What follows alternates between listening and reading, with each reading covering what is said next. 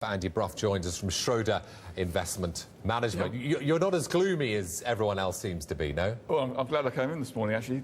I think it's very similar to when the UK was a member of the ERM, and I remember sitting in a meeting around at UBS, and someone put their head around the door and said, oh, the Bank of England just put interest rates up to 15% to try and defend the undefendable. Yeah. And everyone said, right, that's the end of the world. You know, the Bank of England has spent all this money trying to defend sterling and just transferred £1 billion from their account, stuck it in George Soros's bank account. Yeah. And everyone thought the world's ending, and then suddenly, actually, sterling came out of the ERM, and off we go, and the stock market had the most fantastic rally. And this time round, you know, the ECB are trying to defend the undefendable here. And at some point, it's all going to fall apart. Will it be pretty ugly? Yeah, but will we be better off? And will countries be in a better position if they get outside the euro? Yeah, I think they will. Do you think it's going to collapse? Yeah, I think the euro is going to come under. I just don't see how you can defend the undefendable here. And the trouble is, you know, the Bank of England and the Fed can print money as much as you like because they actually control the printing press, and they can't go bust. The ECB, you know, can't do that. And so it's in a position where it can't just keep defending. And I think the hedge funds know that.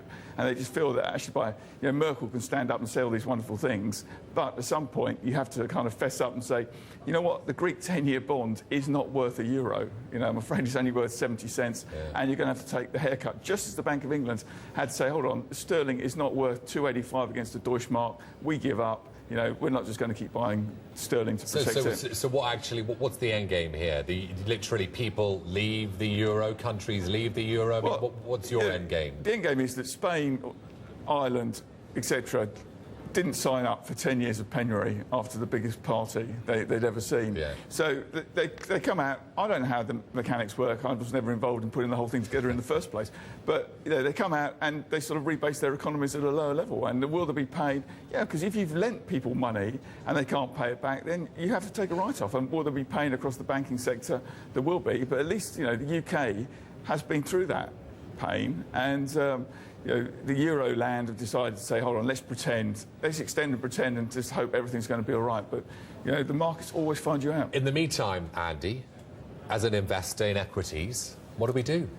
Well, I'd probably just about go down the pub today, I think, and revisit the market tomorrow. But it's interesting, you know, all the companies that have announced their figures today, you know, you take the big companies like Marks and Spencer's, you know, HomeServe in the UK, Victrex, you know, these companies are announcing sort of double-digit dividend increases. I saw Trevor Finn from Pendragon for a cup of tea last week, and he said the top end of the car market, forgive the pun, is racing away. You know, people buying Porsches, Lamborghinis, Ferraris is really taking off. And I said, well, who are these people that are buying them? Because obviously in the city, no one's got any money now. Yeah. And he said it's chief executives, because basically they're looking at their business and saying, you know what, things are okay here. We're making decent profits. I mean, I said today, the worst of the recession's over, but it's still a bit cautious. There is some caution out there. But, you know, and people forget, you know, I cycle to work every day, and I cycle past the guy who's got the busiest job in the world, and his job is changing the price of petrol at the Shell garage. Yeah? So this time last year, it was 87.5p. It's now 124.9, and the oil price has just gone down by 20%.